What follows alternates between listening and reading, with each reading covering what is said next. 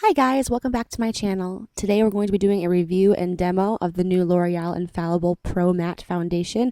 It promises to have a demi-matte finish with 24-hour wear, which is pretty amazing, and a medium coverage with an air-light consistency, which is pretty hard to achieve.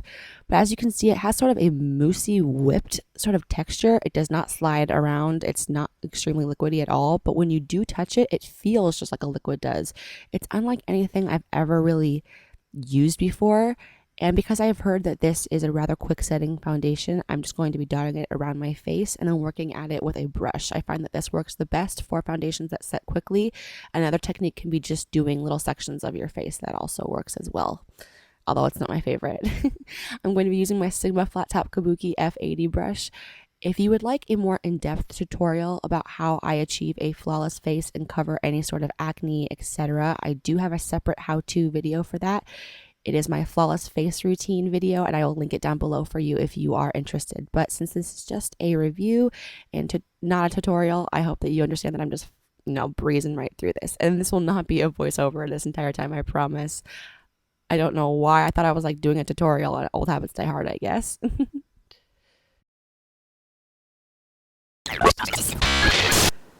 Alright, so I'm going to cut away from the voiceover now. Sorry. This is one layer, so I'm going to zoom you in.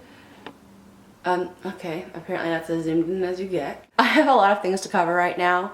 They say that the coverage is medium, which I would say is probably true. If you had perfect skin, this would probably be like perfect because it does cover redness, but like I had severe like acne right here and up here, and you're like talking to my mouth right now. I'm really sorry. I'm gonna zoom you back out. The first time I used this foundation, I was having better skin, like a better skin time. I was really impressed with it the first day that I used it, but now considering that I have like, I don't want to say sensitive skin, I guess I do have sensitive skin, but more like just irregular skin. Like I'll have really good skin and then I'll go a few days and it'll be really bad. But I have a lot of dryness because I have like post acne marks that are healing, and it's clinging to them a little bit. Normally what I would do when I put on foundation is I talked about this in my haul video, my most recent video before this one. This is the NYX Green Full Coverage Concealer, and I would put that underneath my normal foundation routine, and that would cancel out the redness. So because I didn't do that, because I wanted to see what this would do on its own, I think now that's why I'm a little bit less impressed by this. What I'm going to do is I'm going to try one more layer of spot concealing and then see if this can do the job on its own. I do not have primer on, which also could be a factor. I think that you shouldn't have to have primer in order to make your foundation look good, and this is not a cheap foundation, so I mean for drugstore. So I'm going to take a little bit more of this and just put it, you spot conceal, you just put it on the areas where you want more coverage, which for me is always around my nose and on any post-acne scarring. And sometimes I find in situations like that, if you're having trouble covering, I find that my beauty blender takes product away too much and does not really camouflage things very well. Sometimes a brush can absorb too much product and does the same thing. So I find that in things like this, it's better just to pat. And obviously I didn't apply any foundation in this area because I'm going to be putting concealer there normally. If you really want things to kick up quickly, put foundation and concealer and setting powder there. It'll do you really well, trust me.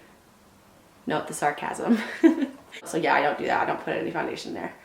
It's getting better, I would say. The thing that I do like about this foundation is that it's not super velvety or hyper matte, but it's also not super luminous. Like it just looks like skin. So that is a great plus. I do really like the CoverGirl Ready Set Gorgeous foundation.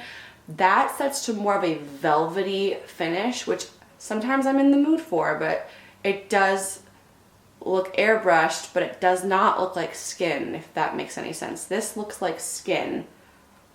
It does set incredibly quickly though, so it'd be better if you worked on one side of your face and different areas of your face in kind of compartment sections, if you will.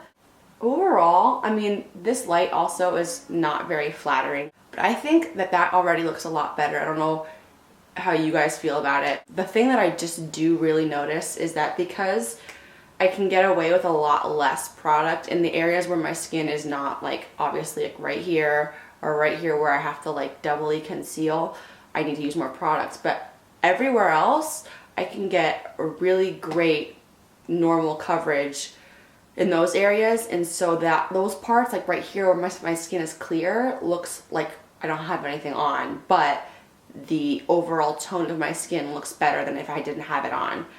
It's kind of remarkable how much it looks like skin. It's kind of scary. Like, I like zoom you in right here, hopefully you can see, but like you can see the baby hairs on my face, but that looks like skin to me. That looks like there's no foundation there, but yet it's totally like mostly poreless.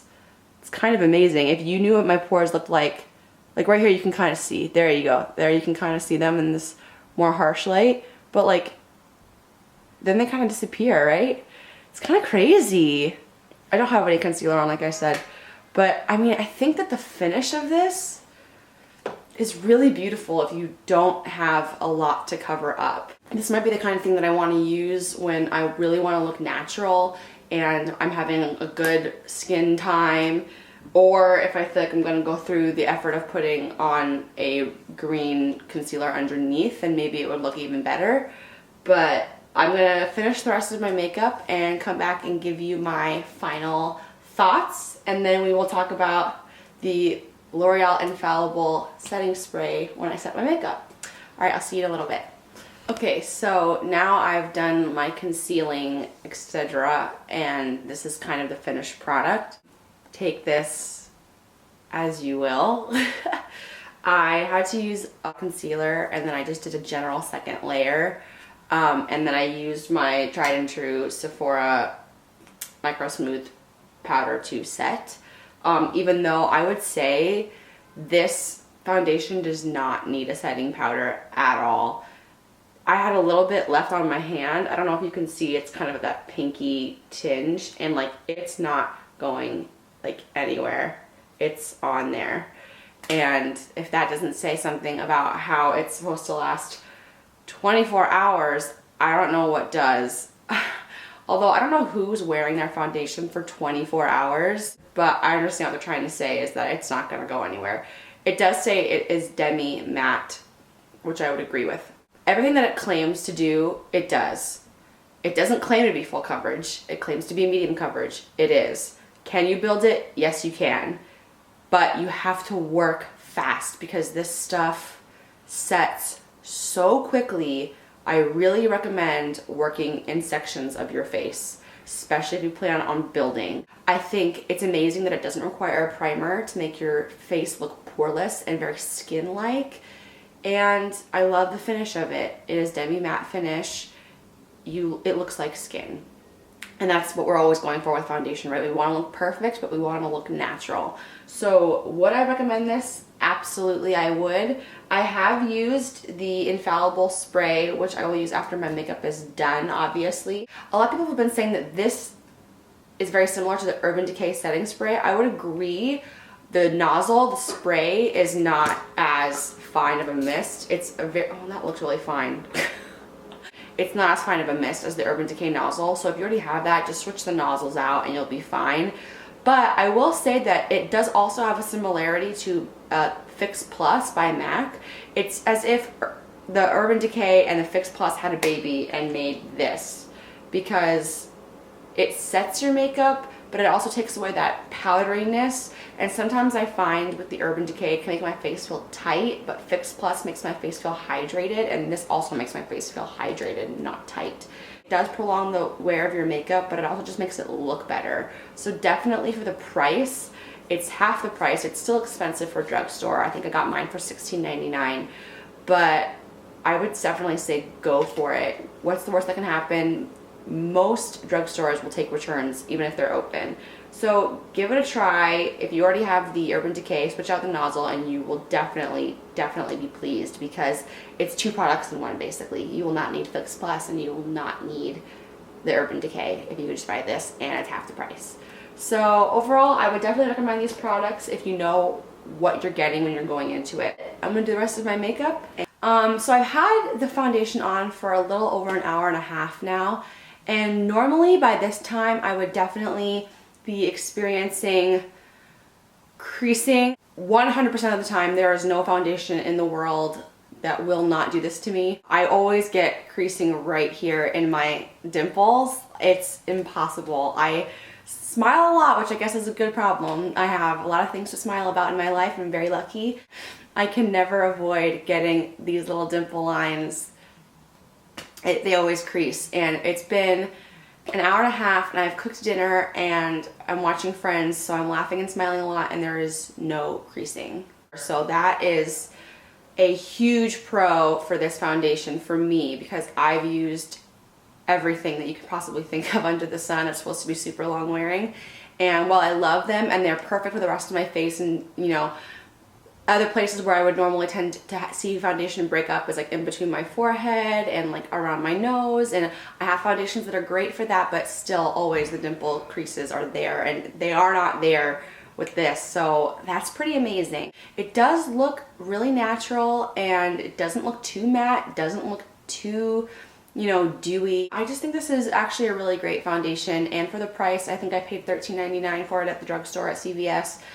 I say pick it up. I mean, I think this is kind of something that would make everyone happy. If you want a full coverage, you can build it up, or just use a concealer, because the rest of your face where you don't need the extra coverage will look amazing. If you're really into that, like, I want my skin to look like skin, I don't want a full coverage, I think you might like this too. I just think that this might be for everyone. I think L'Oreal really stepped up the game on this, and I would recommend it. You know, if you don't like it, return it. If you liked this video, please don't forget to thumbs up, like, comment, share, subscribe if you like my videos, and I will see you next time. Thanks for watching. Bye.